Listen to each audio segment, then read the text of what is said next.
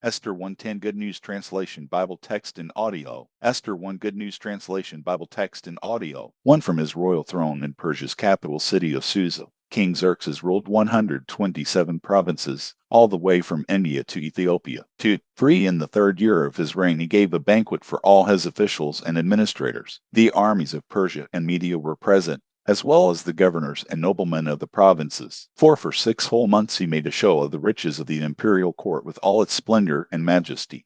5 After that, the king gave a banquet for all the people in the capital city of Susa, rich and poor alike. It lasted a whole week and was held in the gardens of the royal palace. 6 The courtyard there was decorated with blue and white cotton curtains, tied by cords of fine purple linen to silver rings on marble columns. Couches made of gold and silver had been placed in the courtyard, which was paved with white marble, red feldspar, shining mother of pearl, and blue turquoise. 7 drinks were served in gold cups, no two of them alike, and the king was generous with the royal wine. 8 There were no limits on the drinks. The king had given orders to the palace servants that everyone could have as much as they wanted. 9 Meanwhile, inside the royal palace, Queen Vashti was giving a banquet for the women. 10 On the 7th day of his banquet, the king was drinking and feeling happy. So he called in the 7 eunuchs who were his personal servants, Mehuman, Biztha, Harbona, Bigtha, Abagtha, Zethar, and Carcass. 11 He ordered them to bring in Queen Vashti, wearing her royal crown. The queen was a beautiful woman, and the king wanted to show off her beauty to the officials and all his guests. 12 But when the servants told Queen Vashti of the king's command,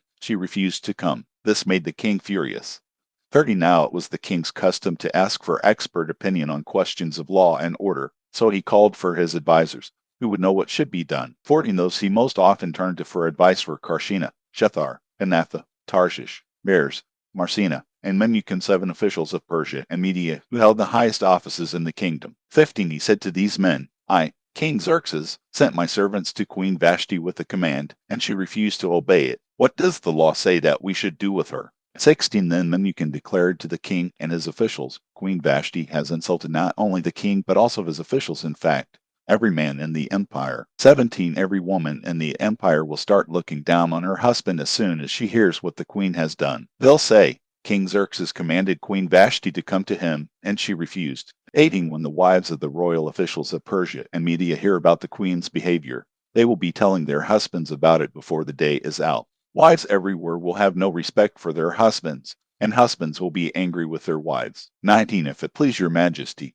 issue a royal proclamation that Vashti may never again appear before the king. Have it written into the laws of Persia and Media, so that it can never be changed. Then give her place as queen to some better woman. 20 When your proclamation is made known all over this huge empire, every woman will treat her husband with proper respect, whether he's rich or poor. 21 The king and his officials liked this idea, and the king did what Memucan suggested. 22 To each of the royal provinces he sent a message in the language and the system of writing of that province, saying that every husband should be the master of his home and speak with final authority. Esther 2 Good News Translation Bible Text and Audio. 1 Later, even after the king's anger had cooled down, he kept thinking about what Vashti had done and about his proclamation against her. 2 So some of the king's advisers who were close to him suggested, why don't you make a search to find some beautiful young virgins? For you can appoint officials in every province of the empire and have them bring all these beautiful young women to your harem here in Susa, the capital city. Put them in the care of Hegai, the eunuch who is in charge of your women,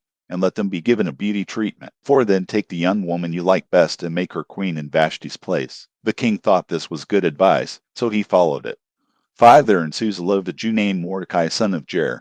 He was from the tribe of Benjamin and was a descendant of Kish and Shimei. 6 When King Nebuchadnezzar of Babylon took King Jehoiachin of Judah into exile from Jerusalem, along with a group of captives, Mordecai was among them. 7 He had a cousin, Esther, whose Hebrew name was Hadassah. She was a beautiful young woman and had a good figure. At the death of her parents, Mordecai had adopted her and brought her up as his own daughter. 8 When the king had issued his new proclamation and many young women were being brought to Susa, Esther was among them. She too was put in the royal palace in the care of Hegai, who had charge of the harem. 9 Hegai liked Esther, and she won his favor. He lost no time in beginning her beauty treatment of massage and special diet. He gave her the best place in the harem and assigned 7 young women specially chosen from the royal palace to serve her. 10 Now, on the advice of Mordecai, Esther had kept it secret that she was Jewish. 11 Every day Mordecai would walk back and forth in front of the courtyard of the harem, in order to find out how she was getting along and what was going to happen to her. 12. The regular beauty treatment for the women lasted a year, massages with oil of myrrh for 6 months and with oil of balsam for 6 more. After that,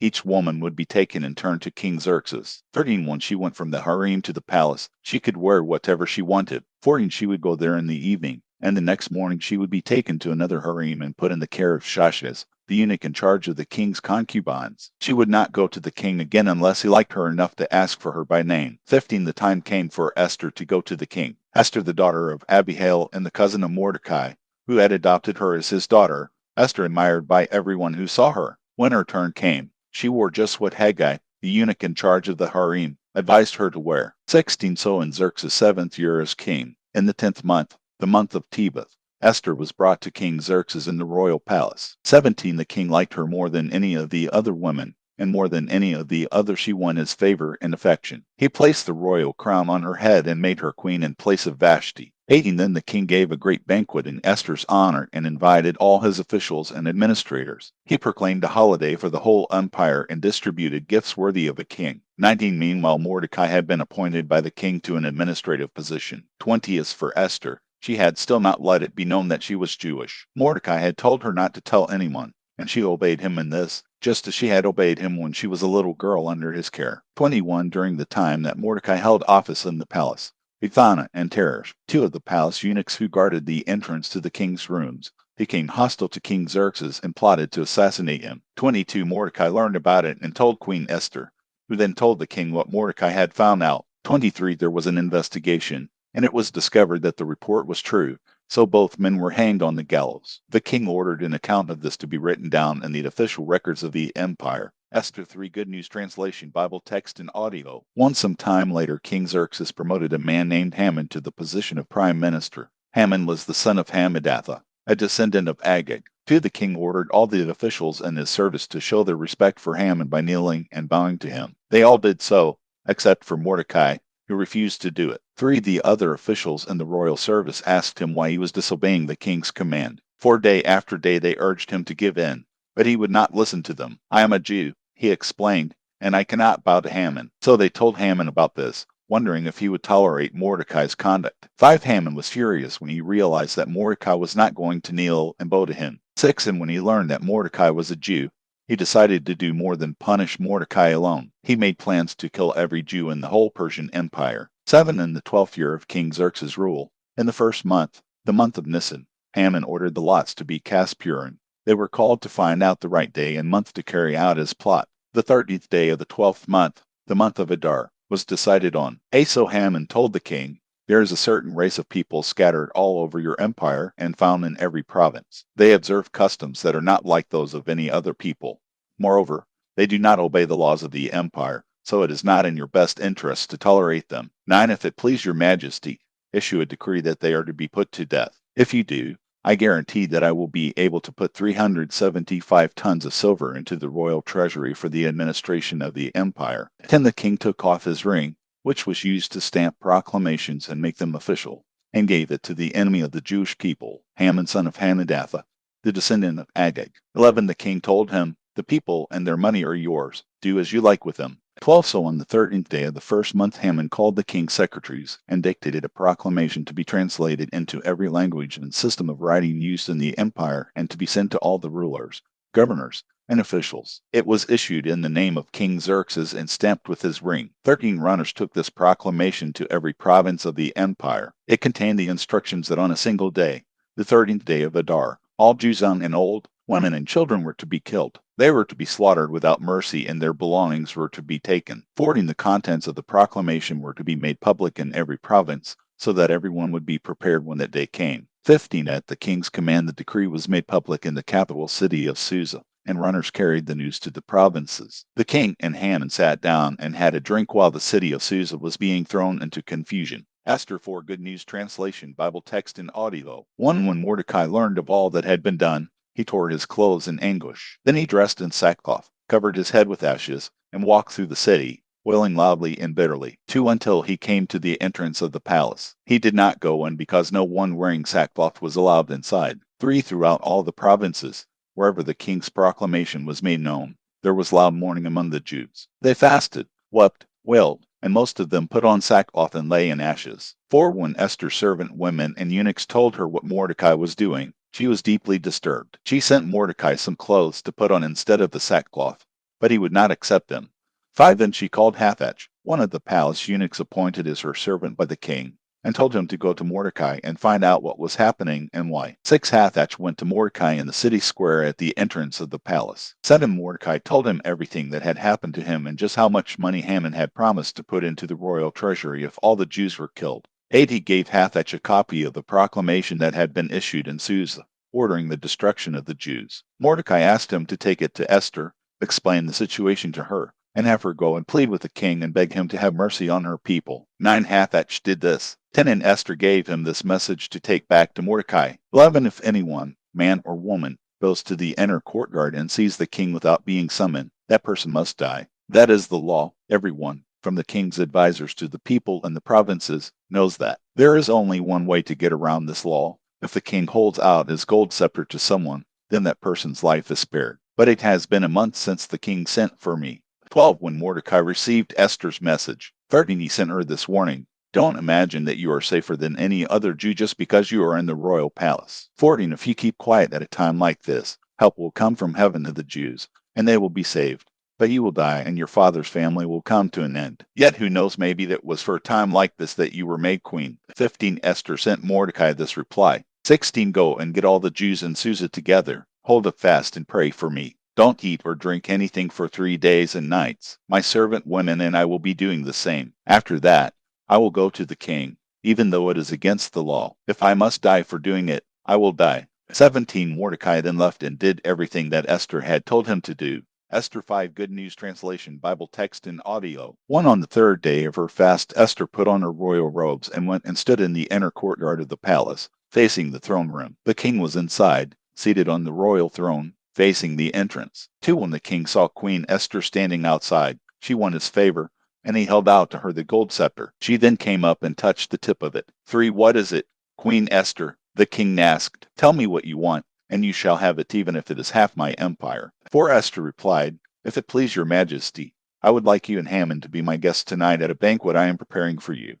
5. The king then ordered Haman to come quickly, so that they could be Esther's guests. So the king and Haman went to Esther's banquet. 6. Over the wine the king asked her, Tell me what you want, and you shall have it. I will grant your request, even if you ask for half my empire. 7. Esther replied, 8. If your majesty is kind enough to grant my request, I would like you and Haman to be my guests tomorrow at another banquet that I will prepare for you. At that time I will tell you what I want. 9. When Haman left the banquet, he was happy and in a good mood. But then he saw Mordecai at the entrance of the palace. And when Mordecai did not rise or show any sign of respect as he passed, Haman was furious with him. 10. But he controlled himself and went on home. Then he invited his friends to his house and asked his wife Zeresh to join them. 11. He boasted to them about how rich he was, how many sons he had, how the king had promoted him to high office, and how much more important he was than any of the king's other officials. 12. What is more, Haman went on, Queen Esther gave a banquet for no one but the king and me, and we are invited back tomorrow. 13. But none of this means a thing to me as long as I see the Jew Mordecai sitting at the entrance of the palace. 14. So his wife and all his friends suggested,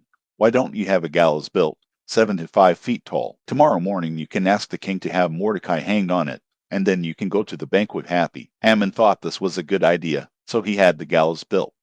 Esther 6 Good News Translation Bible Text and Audio. One that same night the king could not get to sleep, so he had the official records of the empire brought and read to him. To the part they read included the account of how Mordecai had uncovered a plot to assassinate the king, the plot made by Bithana and Teresh, the 2 palace eunuchs who had guarded the king's rooms. 3. The king asked, How have we honored and rewarded Mordecai for this? His servants answered, Nothing has been done for him. 4. Are any of my officials in the palace? The king asked. Now Haman had just entered the courtyard. He had come to ask the king to have Mordecai hanged on the gallows that was now ready. 5. So the servants answered, Haman is here, waiting to see you. Show him in, said the king. 6. So Haman came in, and the king said to him, There is someone I wish very much to honor. What should I do for this man? Haman thought to himself, Now who could the king want to honor so much? Me, of course. 7. So he answered the king, Have royal robes brought for this man, robes that you yourself wear. Have a royal ornament put on your own horse. 8. 9. Then have one of your highest noblemen dress the man in these robes and lead him, mounted on the horse, to the city square. Have the noblemen announce as they go, See how the king rewards someone he wishes to honor. 10 Then the king said to Haman, Hurry and get the robes and the horse, and provide these honors for Mordecai the Jew. Do everything for him that you have suggested. You will find him sitting at the entrance of the palace. 11 So Haman got the robes and the horse, and he put the robes on Mordecai. Mordecai got on the horse, and Haman led him through the city square, announcing to the people as they went, See how the king rewards a man he wishes to honor. 12 Mordecai then went back to the palace entrance while Haman hurried home, covering his face in embarrassment. 13 He told his wife and all his friends everything that had happened to him. Then she and those wise friends of his told him, You are beginning to lose power to Mordecai. He is a Jew, and you cannot overcome him. He will certainly defeat you. 14 While they were still talking, the palace eunuchs arrived in a hurry to take Haman to Esther's banquet.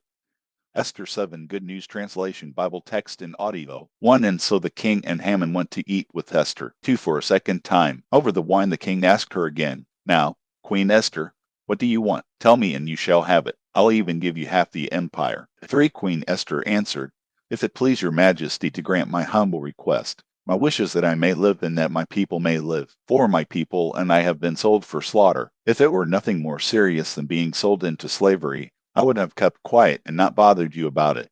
But we are about to be destroyed, exterminated.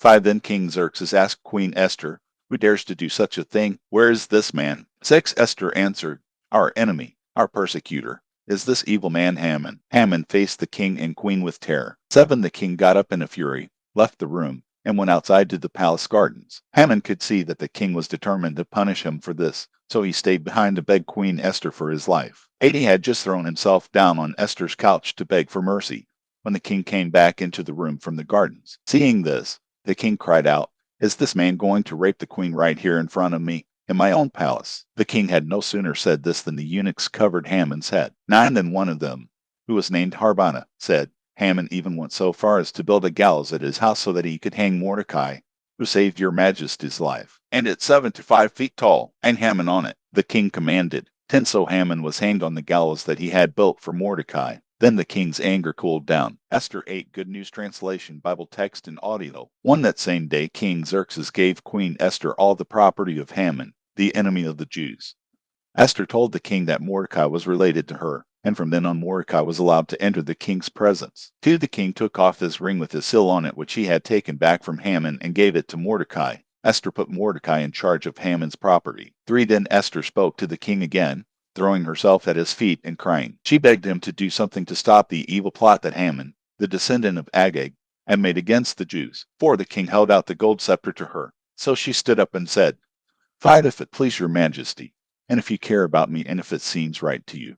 Please issue a proclamation to keep Haman's orders from being carried out, those orders that the son of Hammedatha, the descendant of Agag, gave for the destruction of all the Jews in the empire. 6 How can I endure it if this disaster comes on my people, and my own relatives are killed? 7 King Xerxes then said to Queen Esther and Mordecai, the Jew, Look, I have hanged Haman for his plot against the Jews, and I have given Esther his property. 8 But a proclamation issued in the king's name and stamped with the royal seal cannot be revoked. You may, however, write to the Jews whatever you like, and you may write it in my name and stamp it with the royal seal. 9 This happened on the 23rd day of the 3rd month, the month of Sivan. Mordecai called the king's secretaries and dictated letters to the Jews and to the governors, administrators, and officials of all the 127 provinces from India to Ethiopia. The letters were written to each province in its own language and system of writing, and to the Jews in their language and system of writing. 10 Mordecai had the letters written in the name of King Xerxes, and he stamped them with the royal seal. They were delivered by riders mounted on fast horses from the royal stables. 11 These letters explained that the king would allow the Jews in every city to organize for self-defense. If armed men of any nationality in any province attacked the Jewish men,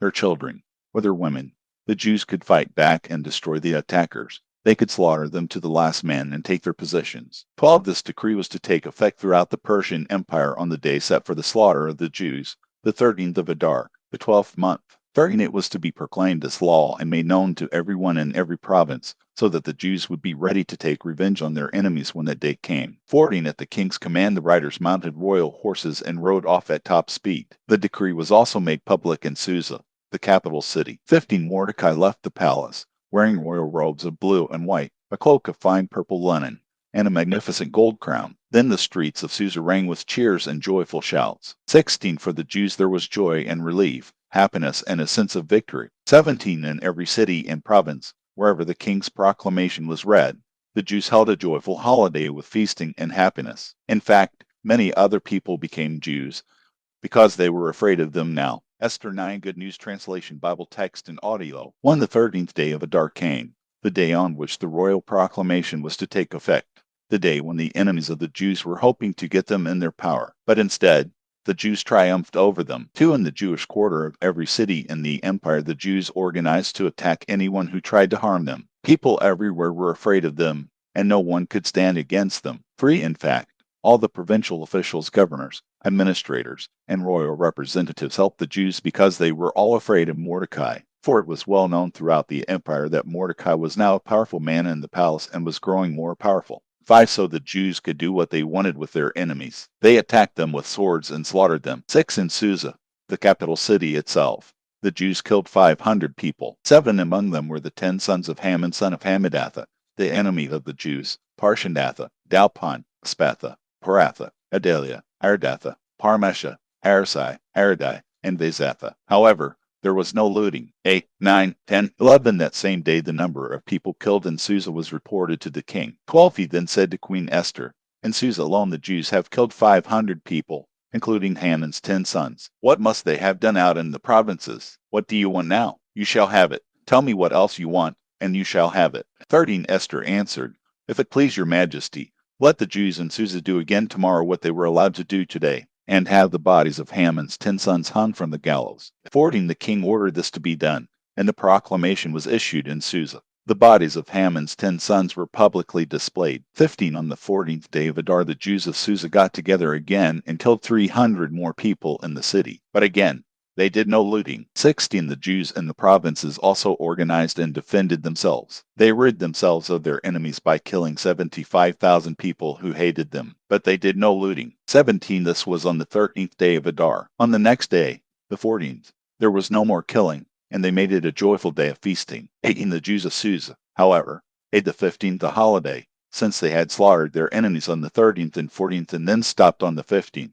19. This is why Jews who live in small towns observe the 14th day of the month of Adar as a joyous holiday, a time for feasting and giving gifts of food to one another. 20. Mordecai had these events written down and sent letters to all the Jews, near and far, throughout the Persian Empire. 21. Telling them to observe the 14th and 15th days of Adar as holidays every year. 22. These were the days on which the Jews had rid themselves of their enemies. This was a month that had been turned from a time of grief and despair into a time of joy and happiness. They were told to observe these days with feasts and parties, giving gifts of food to one another and to the poor. 23. So the Jews followed Mordecai's instructions, and the celebration became an annual custom. 24. Haman, son of Hammedatha, the descendant of Agag and the enemy of the Jewish people, had cast lots Purim.